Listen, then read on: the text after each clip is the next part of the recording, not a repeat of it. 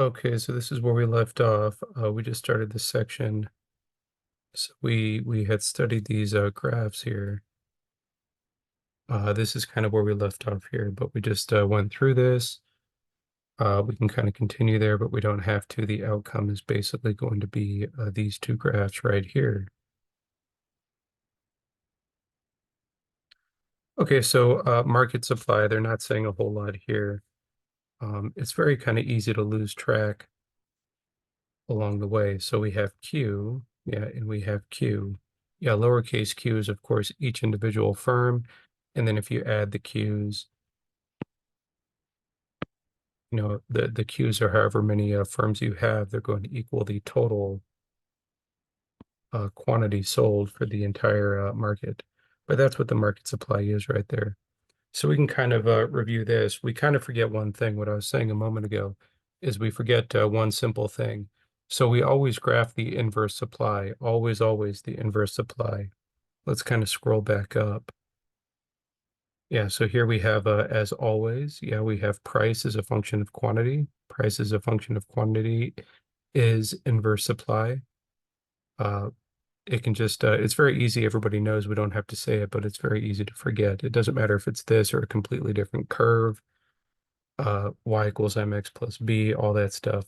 It's always going to be the inverse supply curve. So price as a function of Q is actually inverse supply, where Q, we always write it Q as a function of price. That's the thing that can be confusing. We've already talked about it. We don't have to explain it that much, but when we kind of go through this and then graph, those are the pieces that are easy to forget. So we always have quantity as a function of price. That's always going to be true. Sometimes we skip it because it's so obvious, but divide both sides by 2. We have price as a function of Q. Yeah, this is the supply curve, as they call it. You can call it all sorts of things. It is supply and demand, but we usually call it the supply curve. This is the inverse supply curve, but we're always given this in a problem, just about always. Quantity is a function of price. And even though we skip it when we graph it, we're typically always graphing the inverse supply curve. So in reality, when we graph it, it's always price as a function of Q. So we don't want to get confused there.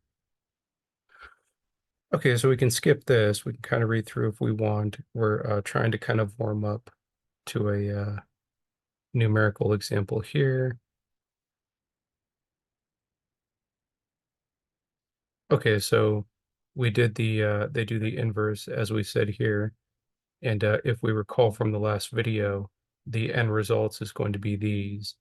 Yeah, so we have the fact that over on the left, yeah, the firm shuts down. Remember, price is always going to be marginal cost. This is for a perfectly competitive market, even if we forget to mention these things sometimes. I can't remember every building block, but all the tiny building blocks before, that's what's so easy to forget. But all of these price curves, all of them are the marginal cost. It is the supply and demand curve. I guess what is the supply and demand curve? It is the marginal cost. It is price as a function of Q, which is going to be the marginal cost. But they're just showing us where we want to be because both of those red lines are automatically above the AVC, average variable cost, even if we don't write that in there. That comes from the last video. So we're just kind of doing a quick view into the next thing. Yeah, so we can kind of skip it. They're just showing us supply curve, inverse supply. Okay, so the focus of this video is going to be one of our first numerical examples here. So numerical example, consider a perfectly competitive market with 30 identical firms.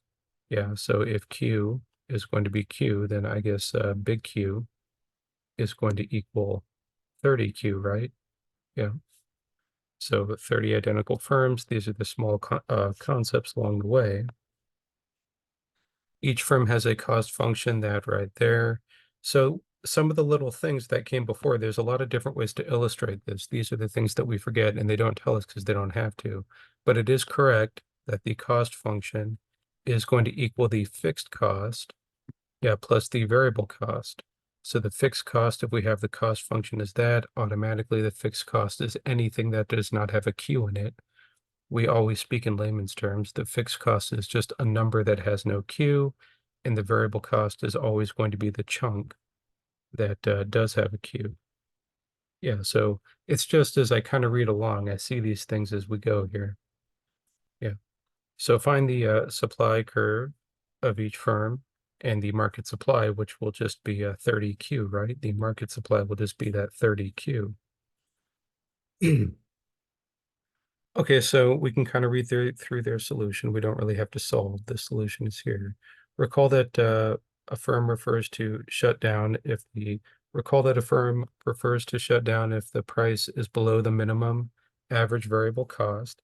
If the price is above the minimum average variable cost, then the firm will produce at a point Q where the price equals the marginal cost as a function of that.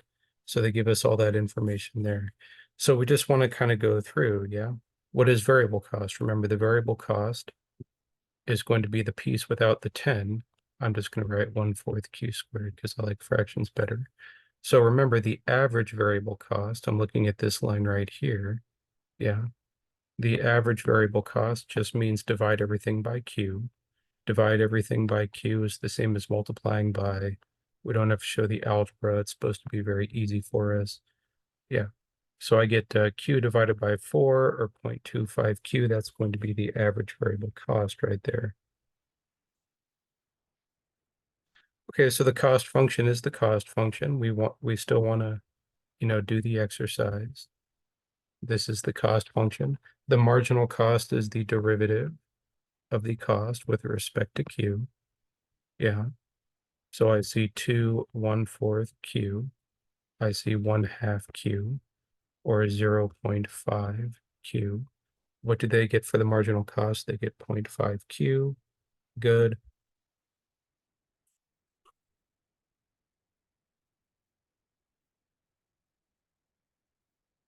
Yeah, so given a price P, each perfectly competitive firm chooses a quantity Q star such that price equals marginal cost.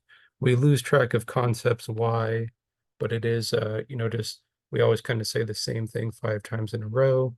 It just is correct that in perfect competition, the price is always going to be marginal cost. So that one thing is key right there. Okay, so we can kind of write it out, but we found the marginal cost. So the price function is automatically going to be that.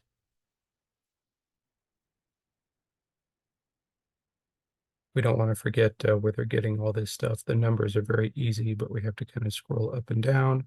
Okay, good.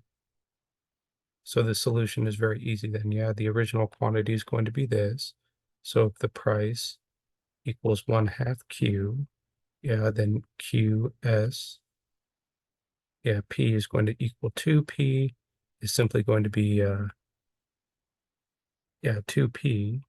So 2 over 2Q equals Q, yeah, QS of P